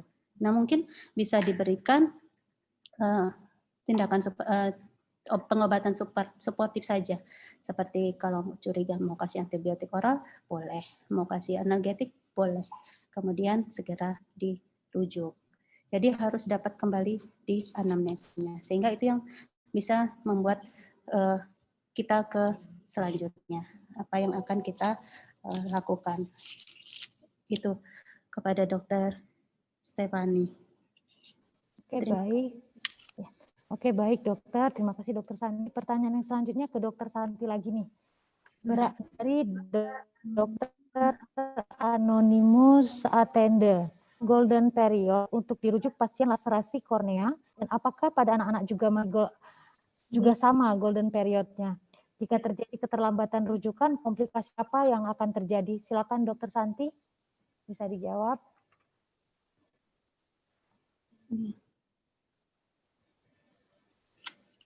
Ya, golden periodnya seperti yang kita tahu di literatur, ya itu di bawah ada yang 9 jam, ada yang 12 jam. Nah, jadi itu yang harus dilakukan. Mungkin kalau terlalu jauh itu agak resiko ya tempat rujukannya. Ya, tetap saja berikan terapi suportif sebisa dokter di tempat gitu. Tutup pasiennya. Gitu. Lihat juga seberapa luas sih laserasi korneanya, apakah cukup luas sehingga semua irisnya keluar. Nah, itu sehingga resiko infeksi lebih besar terjadi. Jadi berikan antibiotik tetes, berikan antibiotik oral, berikan analgetik dan tutup matanya, tutup perbannya. Tapi jangan lupa inform konsen ya. Inform konsen itu paling penting ya. Dokter? Ya. Baik, jika dokter. terjadi keterlambatan rujukan, komplikasi apa yang akan terjadi? Ya infeksi tadi ya, karena kan lukanya terbuka ya, tidak ditutup sehingga kemungkinan terjadi infeksi jika apalagi kita nggak memberikan obat-obat suportifnya gitu. Makanya harus di inform consent yang bisa terjadi. Ya. Terima kasih Dokter Gesi. Berarti tadi dokter jawabannya kurang dari 12 jam ya dokter ya? 9 sampai 12 jam. Kurang dari 12 jam, sama dengan anak-anak juga ya dokter ya? Oke, baik. Pertanyaan yang selanjutnya kepada Dokter Eka spesialis mata dari Dokter Reni Mardayati. Yang pertama dokter, ada 3 pertanyaan nih dokter. Pertama, pada kasus keratitis kapan sebaiknya harus dirujuk?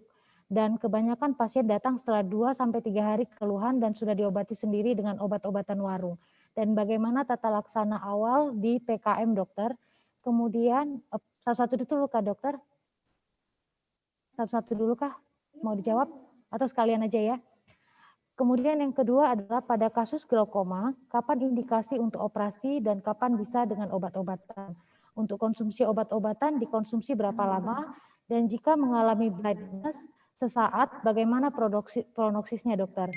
Kemudian yang ketiga, pada kasus dry eye, penanganan yang diberikan di PKM, bagaimana dokter?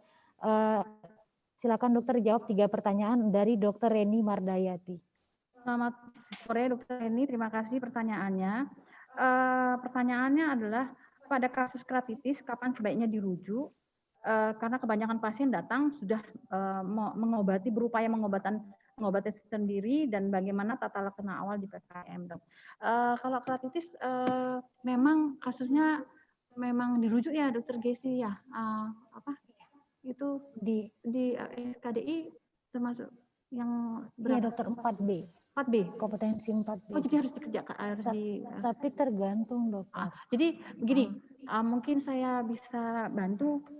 Ada di keratitis itu kan ada proses infeksi di kornea yang mana kadang dan macamnya banyak sekali. Jadi ada keratitis yang terjadi di permukaan epitel, ada yang terjadi di epitelnya bagus tapi terjadi di dalam, atau bahkan mungkin lebih lapisan paling dalam lagi dari kornea. Itu dari posisi dari lokasi. Kemudian dari penyebab, banyak penyebab, bisa disebabkan oleh bakteri, bisa disebabkan oleh virus, bahkan mungkin bisa disebabkan oleh jamur. Nah, memang kebanyakan kasus-kasus itu datang sudah berupaya mengobati. Untuk di puskesmas sebaiknya mungkin kalau misalnya harus di tata laksana di puskesmas atau di teman-teman sejawat, mungkin bisa digunakan adalah pakai antibiotika yang ada. Biasanya sih asalkan tidak ada steroidnya, Dok, boleh.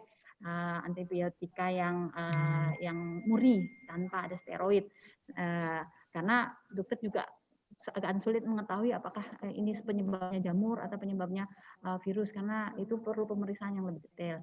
Nah, saran saya apabila keratitis disertai ada kekaburan, menurut saya baiknya dirujuk, Dok, kalau sudah ada kabur. Tapi kalau keratitis tanpa disertai kabur, boleh, Dok, dicoba dulu untuk diobati di tempat. Tapi kalau dengan kabur, saya rasa sebaiknya dirujuk. Kedua, apabila dalam pengobatan awal dengan antibiotika ini tidak ada perubahan, juga sebaiknya dirujuk. Kemudian pertanyaan berikut adalah, ada kasus glaukoma, kapan indikasi untuk operasi dan kapan bisa dengan obat-obatan? Jadi kalau glaukoma itu ada memang glaukoma sebenarnya kita bagi dua ya, Dok.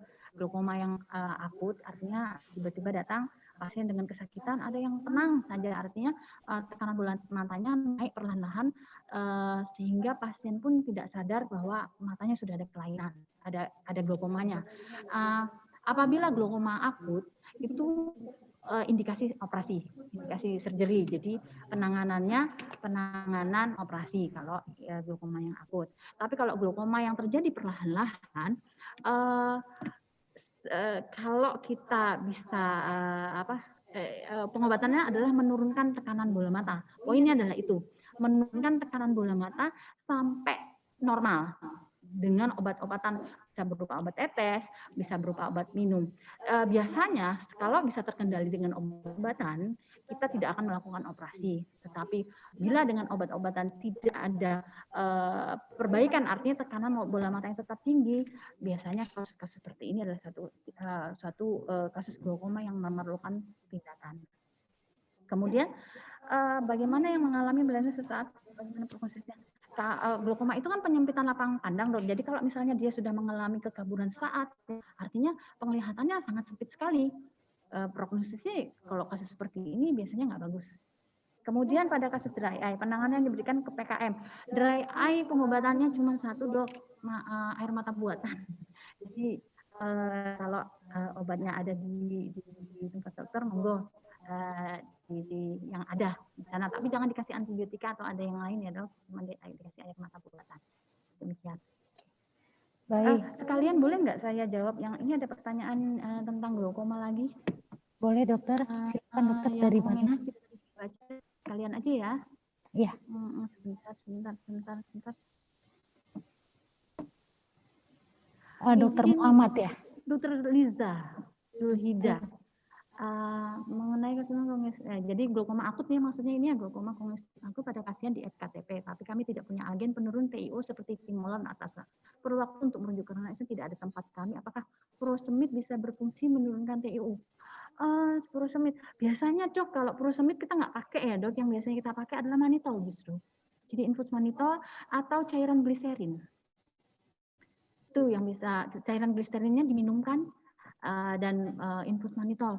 1 kilogram per berat badan. Itu bisa menangani sementara untuk menurunkan tekanan bola matanya sambil menunggu untuk dirujuk. Kalau obat-obatan lain, antibiotik, sebentar, yang mana tadi? Kongestif tadi. Dokter. Ya, itu ya pertanyaan yang kongestif tadi ya. Oke, yang ada juga dokter mengenai glaukoma yang ditanyakan oleh Dokter Muhammad Wiryansyah. Mohon izin bertanya, untuk pengobatan glaukoma akut, apakah kita menggunakan obat-obatan oral, misalnya CAI, atau tetap obat tetes dahulu, dok? Kalau glaukoma akut, dokter, biasanya tekanan bola matanya sangat tinggi sekali.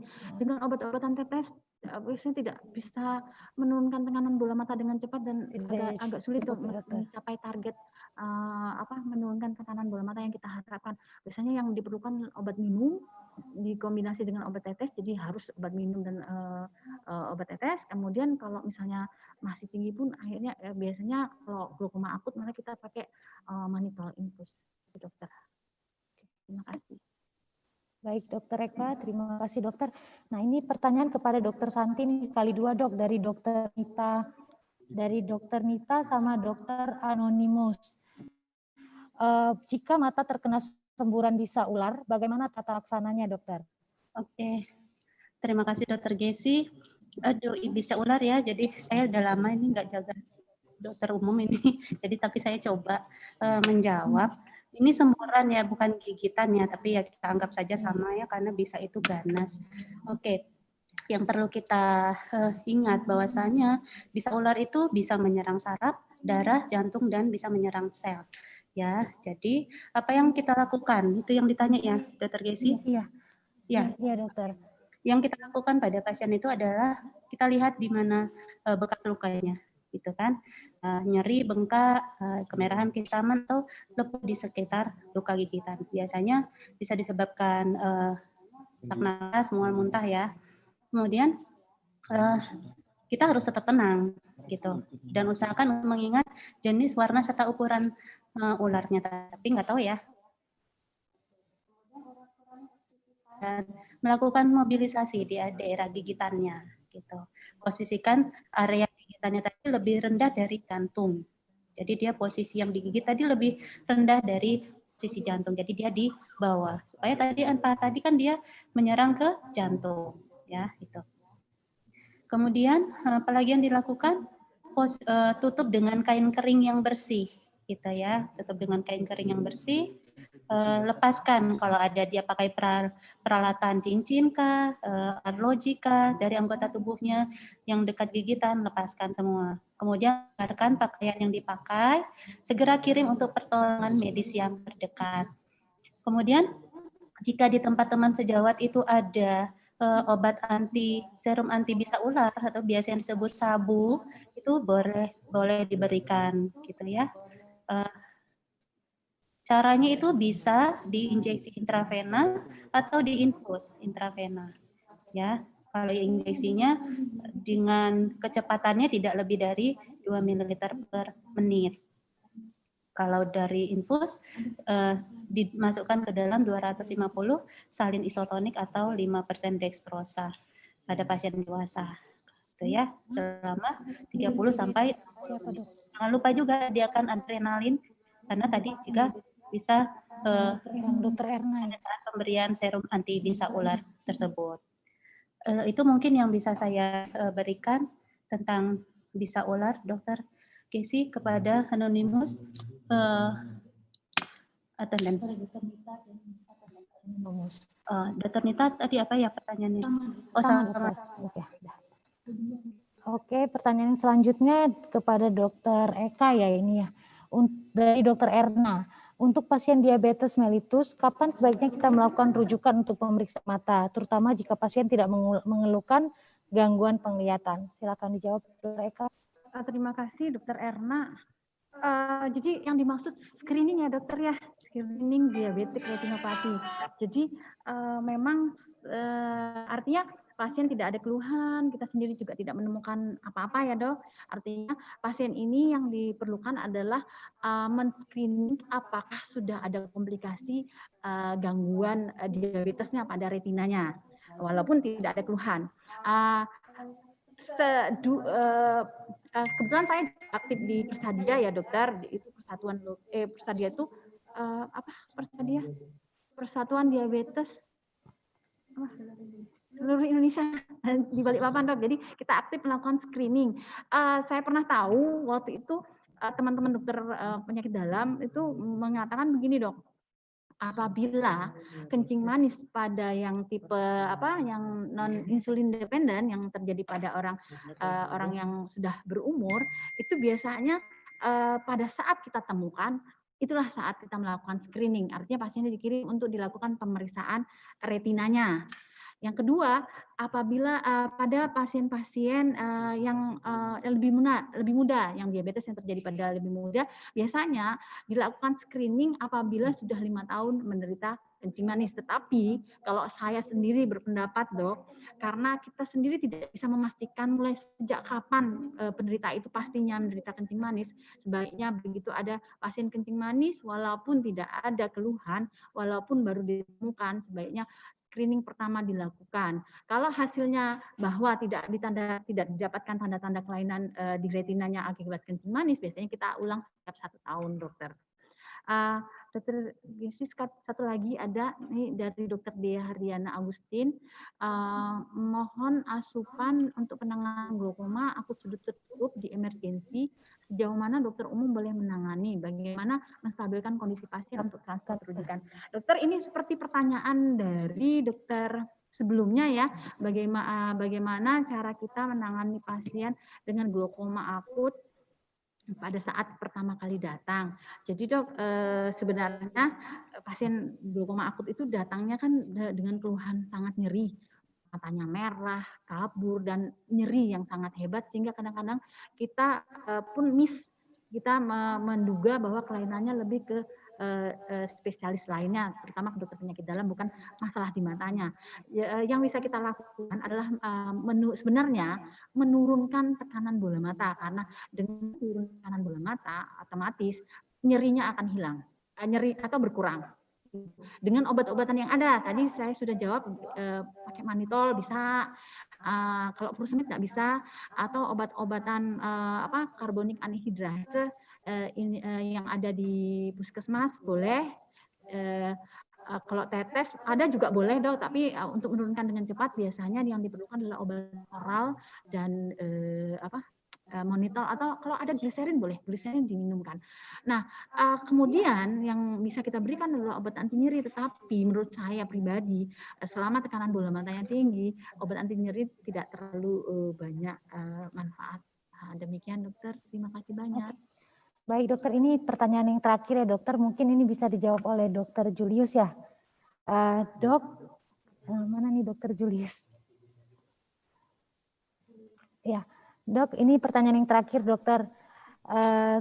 Pasien ya dari dokter Emma Aryani, pasien sering dijumpai pasien post-operasi katarak sudah beberapa bulan yang lalu minta rujukan karena masih kabur dokter. Post-absen, apakah penyebabnya dokter? Oke, baik. Penyebab dari mata kabur ya setelah operasi katarak, itu kita harus lihat dulu nih, karena apakah yang dulu memang operasinya ini ada katarak, hanya katarak, atau mungkin ada kelainan pada media refraksi yang lain, mungkin ada masalah pada retinanya, ya. Jadi untuk hal itu tidak bisa kita hanya menilai dengan bahwa oh ini setelah operasi kok nggak terang juga gitu ya. Kembali lagi waktu penanganan sebelum operasi, pemeriksaannya, kemudian edukasinya ke pasien seperti apa. Kadang hal-hal seperti itu yang harus diperhatikan. Nah kalau penyebabnya mungkin banyak ya, tapi kalau pada umumnya itu biasanya ada kelainan pada segmen posterior. Ada mungkin ya karena diabetes atau hipertensi retinopati sampai bermasalah di bagian retinanya sampai menyebabkan visusnya tidak maju meskipun sudah dioperasi katarak. Mungkin gitu dok. Oke, baik dokter, terima kasih untuk jawabannya. Namun karena keterbatasan waktu sehingga sesi tanya jawab kita telah selesai. Dan pertanyaan dokter yang mungkin belum dijawab dapat nanti dijawab oleh dokter oleh narasumber kita melalui kolom Q&A secara chat aja ya. Nah, terima kasih kepada seluruh rekan sejawat yang sangat antusias bertanya, sangat banyak banget ini pertanyaan kita, dan saya juga mengucapkan terima kasih kepada narasumber yang memberi jawaban pun sangat jelas dan mudah dipahami oleh para partisipasi. Kemudian tibalah kita di penghujung acara webinar kita. Dari seluruh materi yang telah disampaikan oleh ketiga narasumber kita tadi, sangat sering memang kita jumpai kasus-kasus seperti ini di praktek kita sehari-hari, khususnya praktek dokter umum. Dan saya harapkan dengan mengikuti webinar ini, kita sebagai dokter umum lebih teliti lagi dan lebih teliti lagi dalam melakukan pemeriksaan kasus-kasus mata kepada pasien kita, misalnya diawali dari anamnese, pemeriksaan fisik dengan menggunakan alat yang memang memadai di fasilitas kesehatan tingkat pertama, sehingga kita bisa menangani dan memberi treat pasien-pasien kita dengan tepat dan cepat, dan mungkin jika kita tidak bisa menangani, kita tahu bahwa pasien tersebut layak untuk dirujuk. Dan semoga acara webinar ini dapat bermanfaat untuk kita dan merefresh kembali ilmu kita, khususnya tentang penanganan kasus mata. Nah, akhir kata sekali lagi saya mengucapkan terima kasih kepada seluruh peserta yang telah berpartisipasi di acara webinar ini dari awal hingga akhirnya acara webinar kita ini. Kemudian saya mengucapkan terima kasih kepada Perdami Cabang Kaltim Kaltara yang telah mendukung acara webinar ini, dan Ikatan Dokter Indonesia Cabang Balikpapan, dan juga saya mengucapkan terima kasih kepada Dr. Nurul Baskoro, spesialis mata selaku Ketua Perdami Kaltim Kaltara. Dan tak lupa juga saya mengucapkan terima kasih kepada ketiga narasumber kita yang meringankan langkahnya untuk memberikan ilmu yang sangat bermanfaat bagi kami, khususnya dokter umum. Nah, sebelum kita tutup acara webinar kali ini, mari kita foto bersama pada pada peserta webinar. Silakan raise hand. Seluruh peserta webinar silakan raise hand dan admin akan mengaktifkan fitur videonya. Baik. Sudah gitu.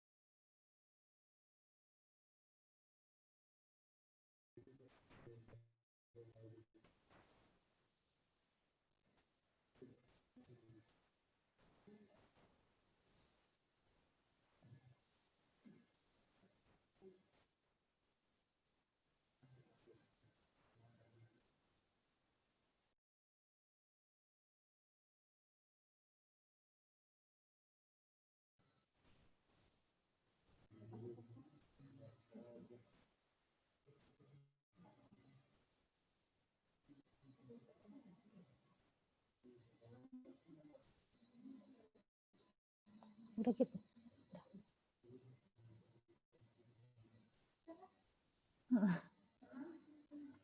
Udah gimana nih? Admin? Bagaimana? Para peserta boleh dihidupkan videonya. Oke. Tolong dihidupkan ya videonya.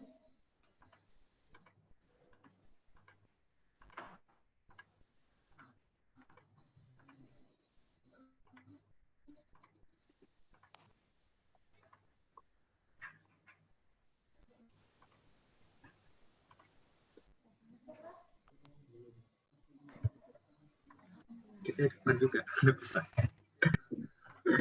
Sudah?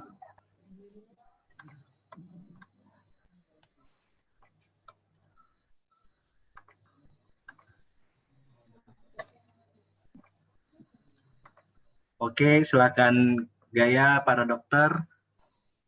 1, 2, 3.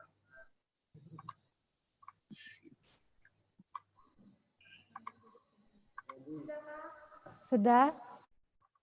Oke, sudah dokter. Oke. Baik, terima kasih admin.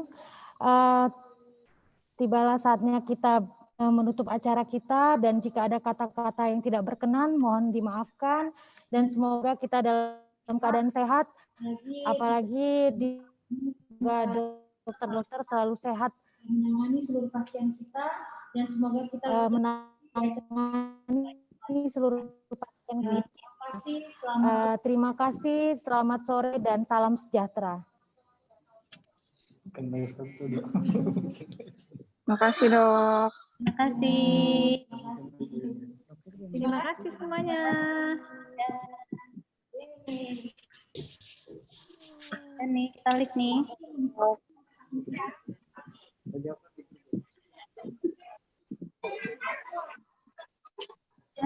Sudah live nih.